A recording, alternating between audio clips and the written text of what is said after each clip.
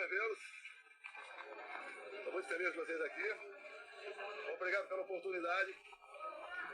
Vivemos um momento ainda de intranquilidade no Brasil, por causa especial da criatividade de alguns. Ontem eu fui ao Supremo, a decisão foi na última hora, vocês surpreenderam. Hoje resolvi não ir. Motivo? Obviamente eu não sabia o que ia acontecer. Mas vamos lá. Eu espero hoje botar um ponto final nisso aí. Parece que tem algo pessoal contra mim. E a acusação é muito grave. E são infundadas. E não é da boca para fora. Eu vou demorar um pouco, mas tem muita novidade para vocês. Vou começar no final. Quando as eleições se acabaram. No dia 2 de outubro, 2 de novembro, alguns de vocês estavam lá na Alvorada e eu fiz um pronunciamento à nação. Coisa rara, né? Fiz um pronunciamento lido à nação. Eu vou ler apenas um parágrafo desse pronunciamento, que infelizmente não está no inquérito do ministro Alexandre de Moraes.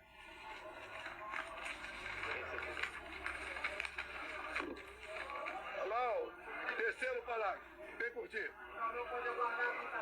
As manifestações pacíficas sempre serão bem-vindas, mas os nossos métodos não podem ser os da esquerda, que sempre prejudicaram a população, como invasão de propriedade, destruição de patrimônio, cerceamento do direito de ir e vir. Ato contínuo, começamos a transição. Alguns dias depois desse pronunciamento, os caminhoneiros começaram a obstruir vias pelo Brasil. Eu fiz um vídeo pedindo para que eles se desmobilizassem. Eu não tinha intenção nenhuma em parar o Brasil, criar o caos, ou estava pensando em outra coisa. Eles cumpriram esse pedido meu. Durante a transição, conduzida pelo senador Ciro Nogueira, tive um encontro no começo de dezembro, no Alvorada, com o escolhido futuro ministro da Defesa, José Múcio. Ele foi pedir um apoio para mim, para que tivesse mais acesso aos respectivos ministérios. No dia seguinte, ele foi atendido em tudo. Voltou depois, entrou em contato conosco e pediu que eu nomeasse os comandantes militares indicados pelo presidente eleito Lula da Silva. Foi que eu fiz. Em dezembro, nomeamos 2 comandantes. O outro saiu mais no final. Atendi ao presidente Lula. Se tivesse qualquer ideia de força, não deixaria os comandantes do Lula assumir. 30 de dezembro de 22, o dia que eu viajei para os Estados Unidos. Mas, antes de viajar, eu fiz uma live que, lamentavelmente, não estão nos inquéritos do senhor Alexandre de Moraes. Como hoje eu vi na mídia, já que eu estava lá, advogados reclamando de um vídeo que ele botou, mostrando a parte mais agressiva, vamos assim dizer, do quebra-quebra. E quando se fala em quebra-quebra, o próprio Zé Múcio, há pouco tempo, no programa Roda Viva, falou que o que aconteceu de 8 de janeiro não foi golpe. Como o ex-presidente Temer falou a mesma coisa. Como o ex-ministro Jobim também falou. Depois ele voltou atrás. E na verdade, o resumo que eles falaram é o seguinte: golpe tem povo, mas tem tropa, tem armas e tem liderança. 2 anos de investigação não descobriram quem, porventura, seria esse líder. ontem e assisti hoje o senhor Alexandre de Moraes falar que 500 pessoas aproximadamente assinaram não persecução penal, um acordo. E ele disse, o senhor Alexandre de Moraes, que no acordo essas pessoas admitiam que estavam indo para um golpe. 500 pessoas se programando para um golpe e ninguém sabia. Também, nesses depoimentos, nesse acordo, ninguém cita o meu nome. 500 pessoas, ninguém cita o meu nome.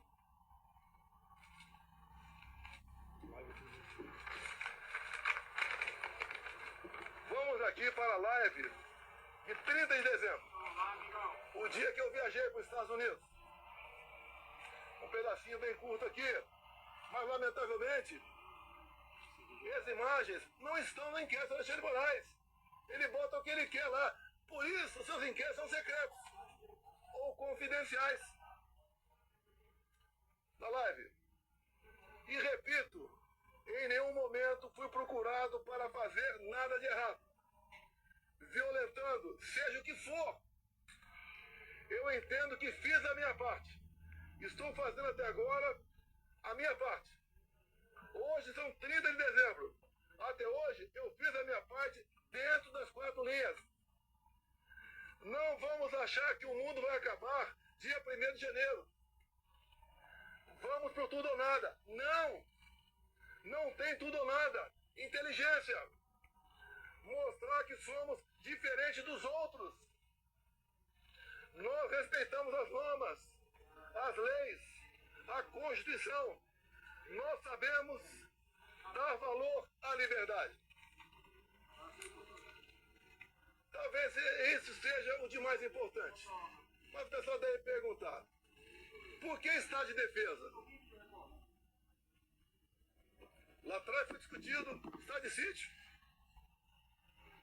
Você deve se lembrar, na matéria do Gringão, que passou para a Folha de São Paulo, áudios.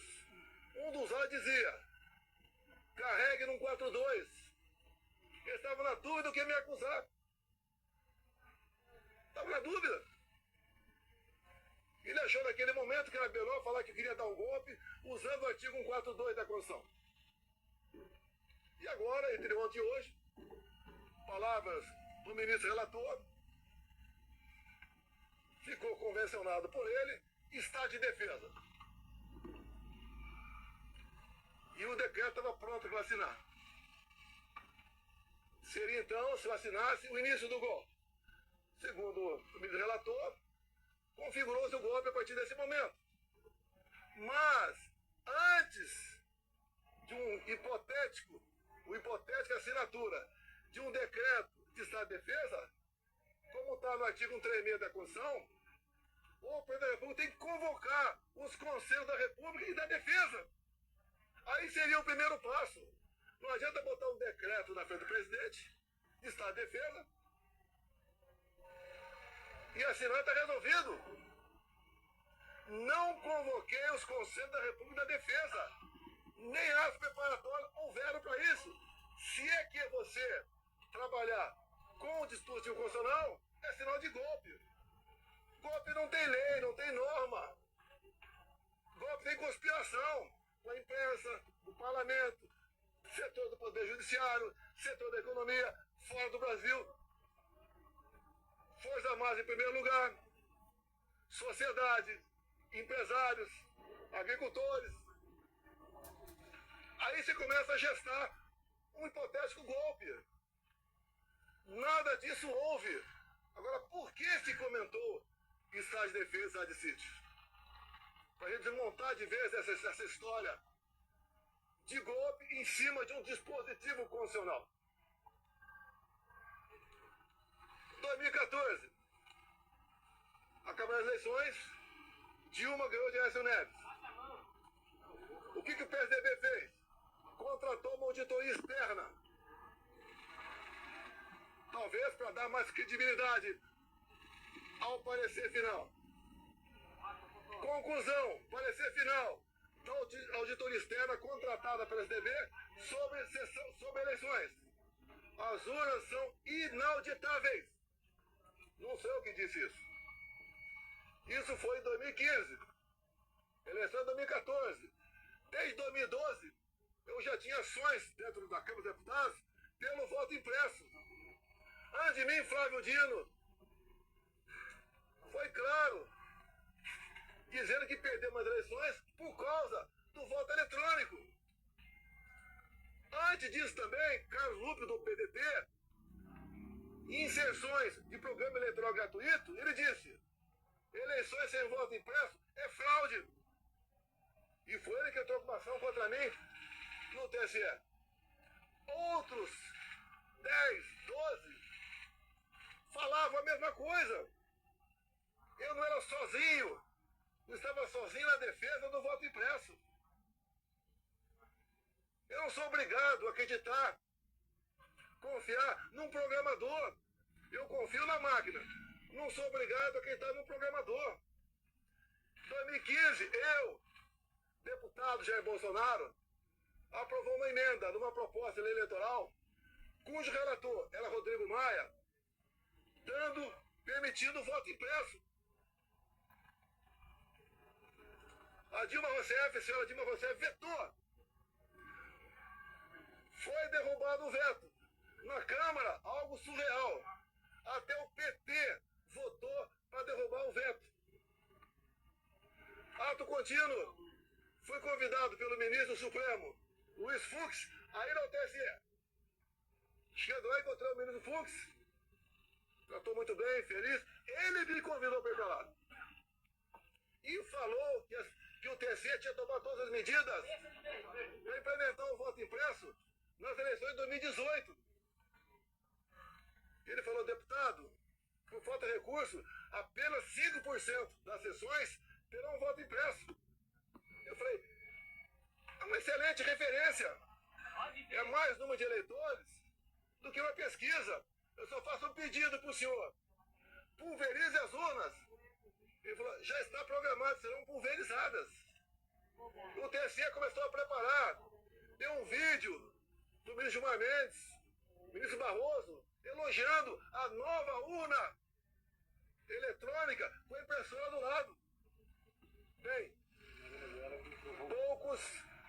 poucos meses depois, por 8-3, o Supremo Tribunal Federal disse que a urna era inconstitucional.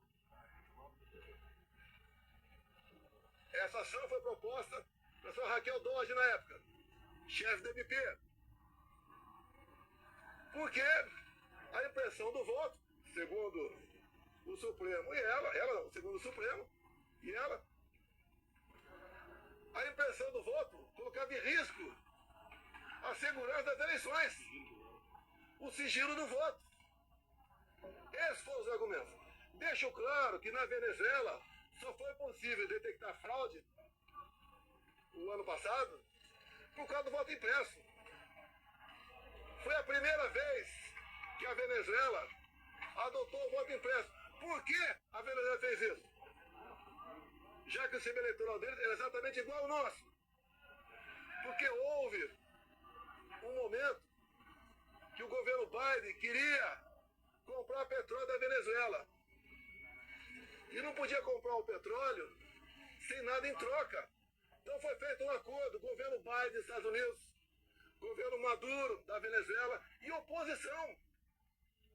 E impuseram então o voto impresso. Ele foi testado a primeira vez, em dezembro do ano retrasado, na Venezuela, no referendo, se podiam ou não invadir a Guiana para tomar posse da região de Esequibo, que depois que apareceu o petróleo, a Guiana ficou um país cobiçado. E o Maduro, quando foi votar no referendo, falou: aqui você vota sim, sim, sim, sim, papelzinho, não é igual a outro país, é papelzinho dentro da urna. E o Maduro aceitou por que o voto impresso? Já queria ter problema com a Maria Corina ou com o Capriles, os maiores adversários dele naquele momento. O que ele fez? Tornou-os, Maria Corina e Capriles, inelegíveis por 15 anos. antidemocráticos. Subiram no carro do som e criticaram o governo Maduro. Isso passou a ser ato antidemocrático. Você começa a lembrar um pouquinho do Brasil ou não? As duas oposições mais fortes, fora da ficha eleitoral, o Maduro pensou que fosse entrar em campo e ganhar o WO. A Maria Corina organizou seu partido, organizou bases, fez movimento por toda a Venezuela, muito parecido com o meu aqui, onde a multidão ia atrás. 300 mil mortes em São Paulo, milhares de pessoas por todo o Brasil. Tiveram as eleições. A Maria Corina se organizou, não vou entrar em detalhe aqui, se organizou. Quando começou a apuração, chegando na casa de 70%, o que o Maduro fez? Suspendeu. E logo depois, se autodeclarou eleito presidente da Venezuela, ou melhor, reeleito. Mas a oposição tinha boletim de urna, tinha atas. E essa questão se alastrou fora da Venezuela. Chegou-se à conclusão, então, que tinha havido fraude por parte do Maduro. E tinha que encerrar as eleições por ali, caso contrário, ia dar a vitória do Edmundo, o candidato da Maria Corina. E dali para frente vocês sabem a história. O governo brasileiro, o PT reconheceu a vitória do Maduro. O governo brasileiro, Lula da Silva já, não quis reconhecer. Houve um entrever entre ambos. O Maduro falou em certo momento: a sua justiça eleitoral reconheceu você vitorioso aí. A minha reconheceu aqui. Fique quieto ou vou falar. Palavra do Maduro.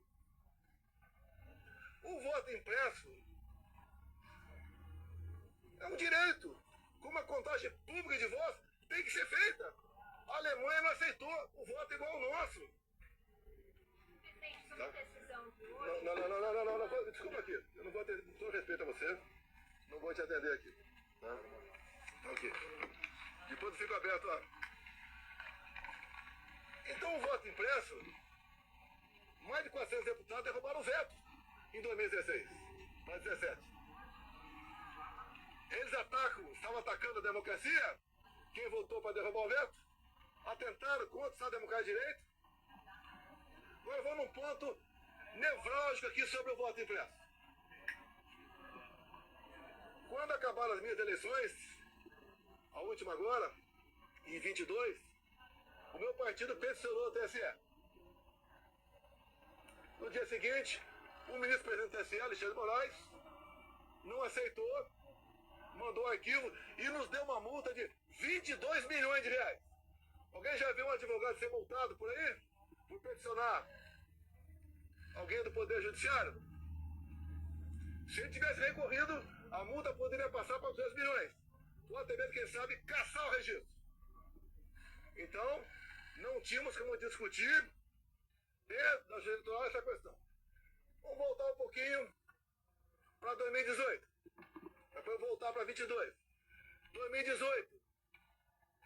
Eu ganhei o segundo turno. Uma enxurrada de votos. Teve a facada. Mas, 2 dias depois do segundo turno de 2018, chegou um papel no TSE, bem fundamentado, dizendo que tinha havido fraude. O que o TSE fez na pessoa da ministra Rosa Weber, presidente? Oficiou a Polícia Federal e foi aberto um inquérito. Opa! Para investigar a eleição de Jair Bolsonaro, ganhador, tem inquérito. Pro lado de cá, quando eu perco, quando o Lula ganha, não pode nem petição. E foi aberto um inquérito, que alguns de vocês já ouviram falar sobre ele. Inquérito 1361 de novembro de 2018. Para apurar fraude. E foi dada uma atenção muito especial por determinação da presidente para resolver rápido a questão de fraude. Estava na cara que já havia havido fraude. Para me tirar e botar o Haddad. O inquérito começou a voar. Na mesma velocidade dessa ação contra mim. Porque o Haddad tinha que assumir. Eu fiquei sabendo desse inquérito em 21.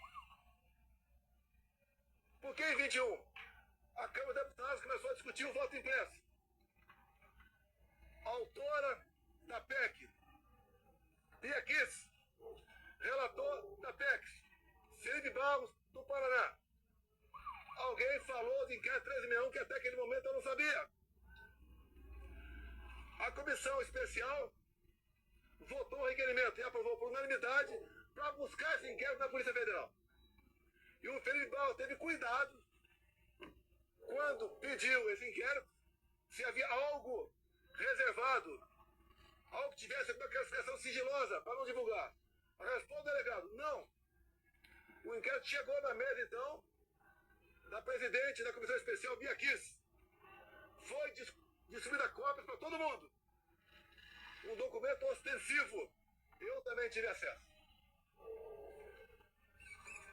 Aí, então, começou algo realmente inacreditável. O que estava dentro do inquérito? Ato contínuo, em 22, teve uma reunião com os embaixadores do ministro Fux, com o ministro Fachin do TSE.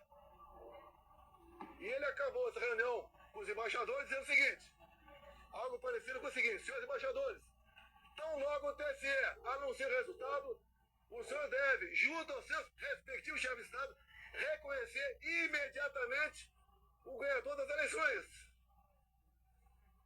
No mínimo, sinal amarelo. Fosse quem quer, eu ou Lula, é para reconhecer imediatamente? Reunir com embaixadores da política privativa do presidente da República. Ele não podia ter feito isso. Conhecedor do inquérito 1361, convidei os embaixadores, 2 meses depois, a comparecer no Alvorada. Convidei o ministro Fachin a comparecer também, é tudo aberto, dentro das 4 linhas. Ele não foi. Ali eu mostrei o que era o inquérito 1361. Eu não posso falar para vocês aqui, sobre as 3 páginas, porque esse inquérito, depois que eu falei sobre ele, ele teve a classificação sigilosa de confidencial, ou seja, secreto. Tudo que acontece aqui por parte do Alexandre de Moraes é confidencial, é secreto. 8 delações do CID, secreto. E o que está lá dentro?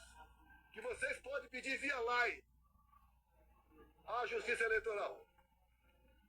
Quem já pediu já sabe que é negado o acesso. Mas espera aí. Fala-se tanto em democracia, Estado Democrático de Direito, um documento como esse, que trata da lisura sobre as eleições, a apuração de fraude contra o candidato Jair Bolsonaro, você não pode tomar conhecimento disso? Eu aprendi desde jovem que a alma da democracia é o voto. E o voto contabilizado. Por que você não pode tomar conhecimento desse inquérito? O que tem lá dentro? O que o ministro Alexandre de Moraes quer esconder? Vamos continuar. Estou sendo acusado de tentativa de golpe. Algo, o pessoal deve ter percebido, da forma tão incisiva como o ministro Alexandre de Moraes conduz, ou se conduz, tem algo esquisito por aí. O que ele quer esconder? Apenas o inquérito 1361? Eu digo que o inquérito 1361 é 99%. Mas vamos lá. Houve interferência no TSE nas eleições de 22 ou não? Não, vamos falar em fraude, possível fraude aqui. Esqueço. 100% confiável. As urnas. Mas vamos abrir o inquérito 1361. Durante as eleições de 22, o TSE influenciou, jogou pesado contra eu e a favor do candidato Lula. Eu não pude mostrar imagens do Lula defendendo o aborto. Eu não pude mostrar imagens do Lula falando que o pobre coitado rouba o celular para tomar uma cervejinha. Eu não pude mostrar imagens do 7 de setembro. Imagens do enterro da Rainha Elizabeth. De parte do meu discurso na ONU. o Lula ao lado de ditadores. Eu não podia mostrar nada. Eu não pude mostrar a imagem do Lula com o gorro CPX na cabeça, que é um único embaixadores aqui. Ele foi no Morro do Alemão, se reuniu com líderes comunitários que só são eleitos com apoio do tráfico. Eu não pude mostrar nada. Na reta final, 1,5 milhão de inserções da rádio foram negados. Nordeste especial, a grande parte lá não apareceu. E como fomos reclamar, ainda fomos advertidos. Culparam a nós. Assim se comportou o sistema eleitoral. E mais ainda, mais grave, a diferença foram 2 milhões de votos. Está no papel, 2 milhões de votos. O TSE fez uma campanha massiva para que jovens de 16, 17 anos retirassem seu título. Essa faixa etária, 75% vota na esquerda. Mais de 4 milhões de jovens retiraram o título. Só aí dá uma diferença a mais, ponto cada 2 milhões de votos. Mas uma lei eleitoral, para ter eficácia, ela tem que ser sancionada um ano antes das eleições. As resoluções 6 meses antes, entre o primeiro e o segundo turno de 22, houve a resolução do TSE. Era para censurar. Até a ministra Carmen Lúcia falou o quê? Olha, eu sou contra a censura, mas o momento aqui é especialíssimo. Vou votar sim. E o Alexandre de Moraes aprovou uma resolução entre o primeiro e o segundo turno, proibida por lei, com mais força ainda. A justiça eleitoral foi para cima do pessoal da direita, desmonetizando páginas, derrubando páginas, prendendo gente. Fizeram barbaridade contra a minha pessoa. A justiça eleitoral se comportou corretamente, tanto que eu falei aqui, sim ou não? Eu que sou golpista? Eu que sou golpista?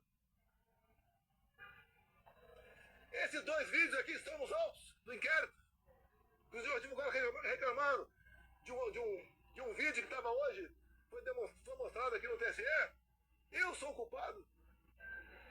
Repito, na delação do Cid, ele diz que, a partir do princípio, está tudo certo na delação dele. Ele diz ali que ficou sabendo do 8 de janeiro, no dia 8 de janeiro.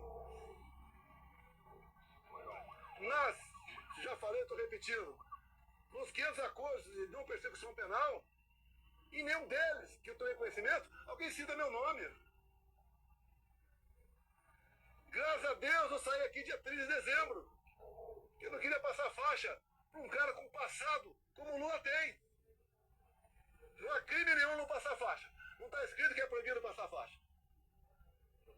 Fui para os Estados Unidos e essa artimanha do 8 de janeiro, eu falo artimanha porque o ministro Flávio Dino, na justiça, negou os vídeos do 8 de janeiro. Quase 200 máquinas. Ele entregou apenas 4 vídeos e falou que o contrato tinha vencido. Ah, pelo amor de Deus! Pelo amor de Deus! Eu sou golpista? 8 de janeiro, eu estava nos Estados Unidos. Uma das 5 acusações contra mim é destruição de patrimônio. Só se for por telepatia. Existia, pegaram, fizeram pesca probatória, revelaram a vida de todo mundo, 3 buscas e apreensão em casa. Não acharam nada a meu respeito. O próprio Cid falou que os militares estavam de férias no início de janeiro. Daí invento, o Lula ia assinar uma GLO. Se assinar é problema dele, pô. Vai dar golpe com o comandante do Lula? Se os meus tivessem mantido, podia até ter uma locubação nesse sentido. Os comandantes jamais embarcariam numa aventura. Discutir, como disse o então comandante do Exército, meu, discutir hipóteses de dispositivos constitucionais, isso não é crime.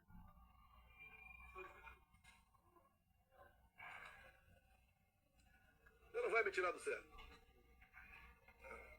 Acho que a maioria já aprendeu aqui como é que eu acho. Quiserem tumultuar com você, é outra história, vou embora. Vou abrir a pergunta para vocês. Diz Alexandre de Moraes que o golpe começou dia 29 de julho de 21. Um ano e meio antes de acabar 22. E ele tinha que, para dar ênfase à historinha dele, tinha que acabar de 8 de janeiro. E como é que ele chegou 29 de julho de 21? Pegou de janeiro e começou a voltar. O que aconteceu nesse dia que vocês não ficaram sabendo? Ou foi a PF que descobriu? Aquela banda da PF. Nesse dia eu fiz uma live, onde eu falei sobre o inquérito 1361. Qual o problema? Um inquérito ostensivo. E diz ele que eu difundi fake news. Eu difundi o que tinha dentro do inquérito. Se é fake news, o inquérito é mentiroso. Esse inquérito está inconcluso até hoje. Saiu de Brasília e foi para São Paulo. Nenhum delegado quer assinar o relatório final. Dado as barbaridades dessas 3 páginas sobre o sistema eleitoral. Eu acredito que vocês querem ter conhecimento disso aí. Vamos botar um ponto final? Vamos! O senhor Alexandre de Moraes suspenda o sigilo do inquérito 1361 de novembro de 2018. É fácil!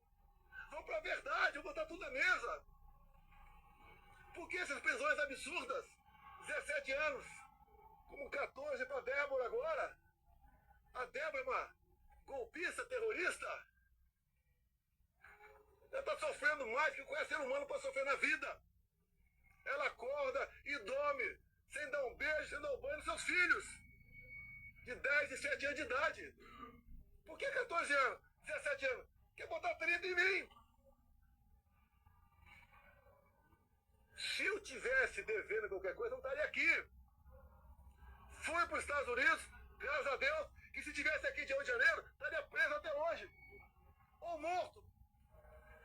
Que eu sonho, que sei que é de alguns aí.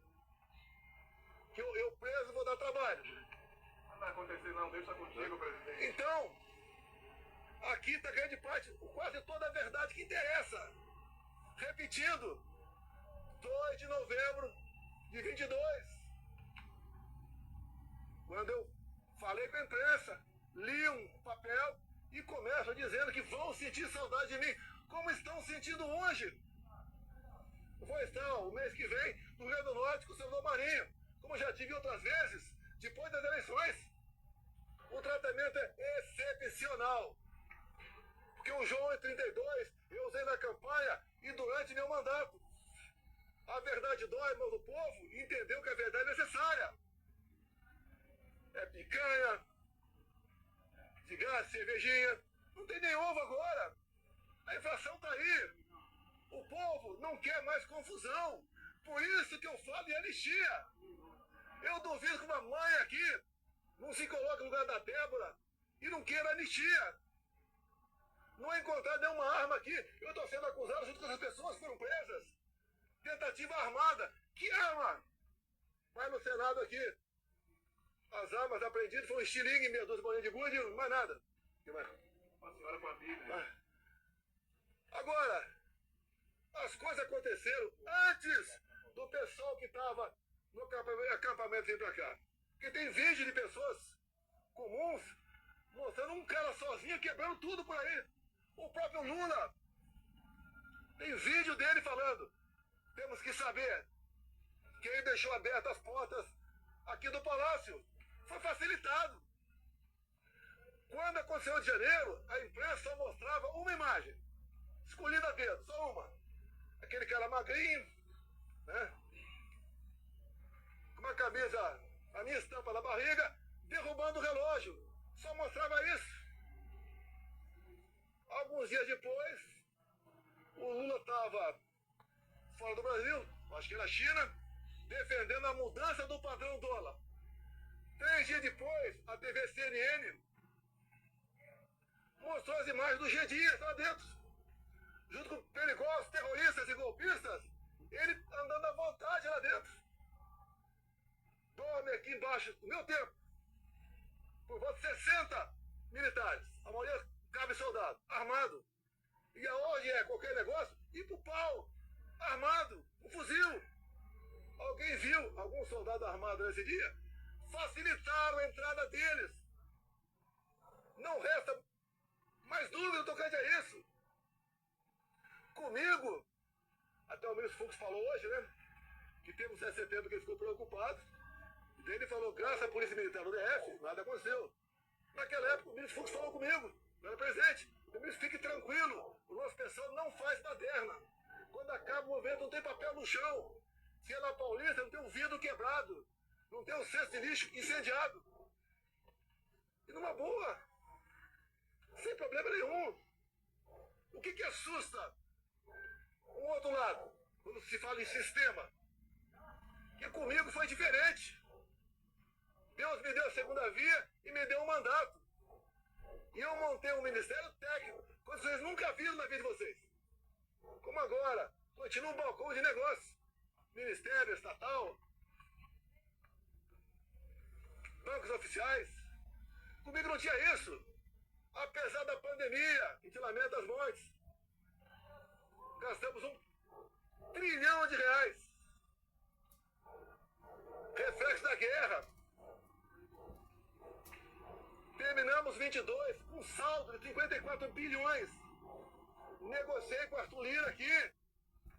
Votação de um projeto para a gente poder zerar impostos federais de combustíveis. E zeramos. O Paulo Guedes, na nova política dele de reindustrialização, diminuiu em 30%. O IPI de 4 mil produtos. Eu zerei imposto de importação de muita coisa. Pneu de caminhão, peça de trator, material para energia fotovoltaica, medicamentos. E eu comecei a arrecadar mais. Com esse governo, só se fala em taxa. O Lula só acerta quando ele revoga uma medida sua ou de um ministro seu. Com a portaria de carimbar a validade do ovo. Ele só acerta quando revoga. A imprensa fala aqui, parte da imprensa aqui, Copacabana flopou. Flopou. Eu não sei quantas pessoas tinha lá. A USP, com o pessoal com cabelo colorido, falou que tinha 18 mil. Eu tinha um quarto de Maracanã. Um quarto de Maracanã. A PN falou 400 mil. Nós levantamos que tinha mais 3 milhões de pessoas assistindo na internet. Como, por exemplo, a Rádio Ouro Verde. Corrigindo aqui 3 milhões e meio de pessoas. E quando eu falei em concentrar no Rio, com todo respeito aos parlamentares do meu lado, se fizesse um movimento na cidade dele, ia ter uma certa repercussão. Que eu queria que o pessoal ouvisse o que eu falei, o que o Malafaia falou, o que o Nicolas falou. Vamos mudar um pouco esse repertório para São Paulo. Vamos ver se a Damares fala. A Michele volta para lá porque ela estava em convalescença.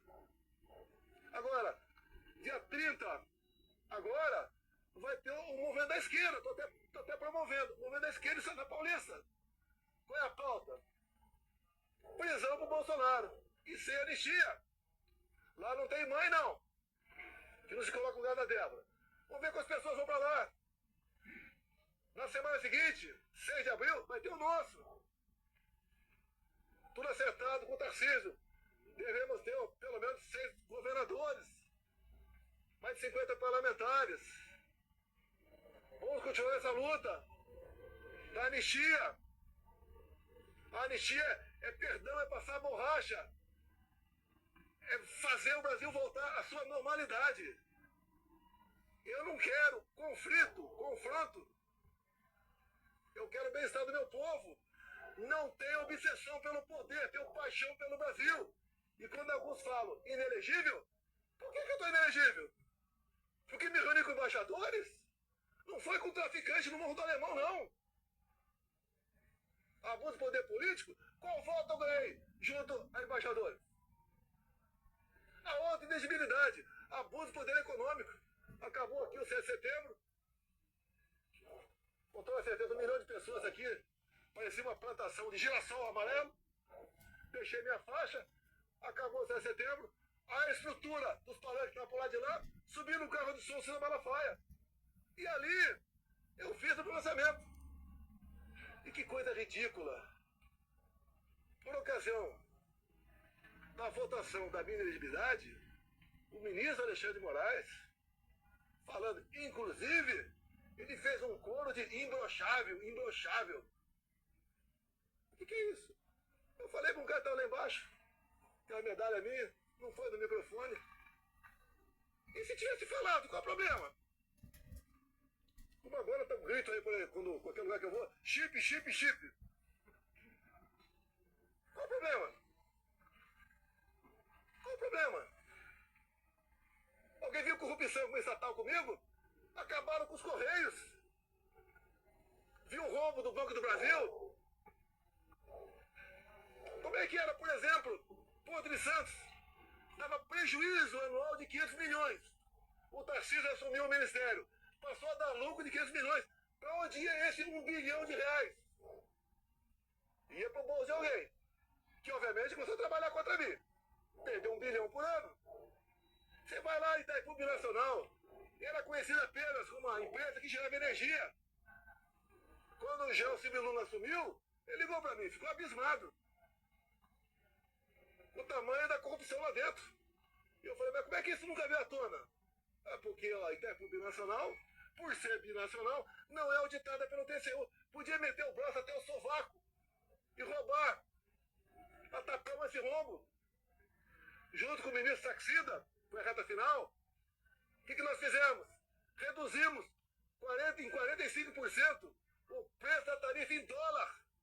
E mais, concluímos a segunda ponte com o Paraguai. Não é uma pinguela, não. Uma ponte com 470 metros de vão. Está 2 anos faltando a cabeceira. Começamos a terceira ponte em Porto Murtinho, para a Bioceânica. Alongamos em 600 metros o aeroporto de Foz do Iguaçu. Levou água para o Nordeste. Vou terminar Itaipu aqui. Atendi o governador Ratinho, asfaltando em 43 quilômetros. Também a pedido do Felipe Barros. Asfaltamos a Transboiadeira, 43 quilômetros. Atendemos, com pequenas obras de infra, mais de 50 municípios. O então secretário da Pesca, Jorge Seife, começou a tratativa com o Paraguai para nós praticarmos a piscicultura no Lago de Foz. A previsão era aumentar em 20% a produção de pescado no Brasil. Faltou o último passo.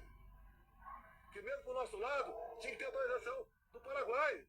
Mais um exemplo do estatal, que deixou de meter a mão nela. Os bancos do Brasil, Caixa Econômica, BNDES, aquela diretoria era um partido, ou um grupo que trabalhava lá, não pelo banco, para si. Eu tive uma vez uma pessoa muito importante, né? Foi me visitar e tinha um problema no Banco do Brasil. Era um problema de quase 200 milhões de reais. E ver se eu podia resolver. Eu tomei conhecimento. Chamei o presidente do banco. O que tu acha disso? Ele falou, não dá por causa disso, disso. Tá bom. Aí chamei o cara de volta. Eu falei, companheiro, desculpa, mas não dá por causa disso, disso. Sabe o que ele respondeu? Demita o presidente do Banco do Brasil. Era assim que as coisas eram tratadas no Brasil. Um momento marcante na minha vida. Tinha uns 15 mega empresários na minha sala. Falou o que pra mim? Tô vindo do SPU. Pela primeira vez não fui achacado quando entrei lá. Olha como é que funcionou a Polícia Federal e a Polícia Rodoviária Federal. Recorde de apreensão de drogas e armamento. Olha o campo. Acabamos de invasão do MST. Como? Armamento pessoal. Arma não mata. Tanto é que o povo, em grande parte, teve arma. E diminuiu em quase 30% o número de mortes por arma de fogo no Brasil. O Tarcísio foi um gigante. Acabamos com muitas balsas pelo Brasil. O Marinho levou água para o Nordeste. Com Saxida na reta final, acertamos toda a documentação. offshore na costa do Nordeste para gerar o equivalente a 50 Itaipus. O Saxida acertou a documentação para a exploração de lítio na região mais pobre de Minas Gerais, que é o Forte Quitinhonha. O Saxida também acertou a regulamentação para nós começarmos a explorar urânio lá em Santa Quitéria, Ceará. O que o Lula fez no final do ano passado? Teve aqui reunião do G20. Assinou 37 memorandos e acordos com a China. Esses acordos entregou o nosso urânio para a China. Acordos têm que passar pelo parlamento. E a comissão inicial é Relações Exteriores e Defesa Nacional. Por isso, eu me empenhei, junto com o nosso partido, ninguém foi violentado por causa disso, a indicação seria do Eduardo Bolsonaro. Com toda certeza, pressão de fora bateu aqui dentro. O Lula quer botar o Brasil no colo da China. É só vocês da imprensa tomarem conhecimento dos 37 memorandos e acordos, até acordo satelital. O que o Lula quer? Quer uma internet dele, e a China aqui dentro. Não tem como esse país ir para frente. Não tem. É impossível esse país ir para frente. Temos potencial para dar um salto enorme. Por que não vai para frente? Grupelhos. E quando eu acabo com o loteamento, em grande parte, desse loteamento, em estatais, em ministérios, em bancos oficiais, eu estou dando um golpe nessas pessoas que sempre se viveram na sombra do poder. Botamos um ponto final nisso. Se eu fosse tido um presidente, Mané, né, como outro qualquer, ninguém está preocupado em processar. Me pinto agora nesse inquérito como o maior criminoso da democracia. Eu não interferi no TSE. O outro lado interferiu. Eu não soltei nenhum bandido para disputar a eleição. Eu não tornei nenhum bandido elegível, anulando condenações para poder disputar a eleição. Dá para entender uma união de Alckmin com Lula? Com tudo que eles foram no passado? Que constrangedor pro Alckmin ir no evento com Lula e cantar Internacional Socialista. O Alckmin pro Irã fica ao lado de 4 terroristas, 3 já foram eliminados. O Alckmin e Lula falar que o Hamas não é um grupo terrorista. O que eles querem fazer com a polícia militar agora? Numa PEC. Acabar com a polícia militar no Brasil. Não tem nada para dar acesso a esse país.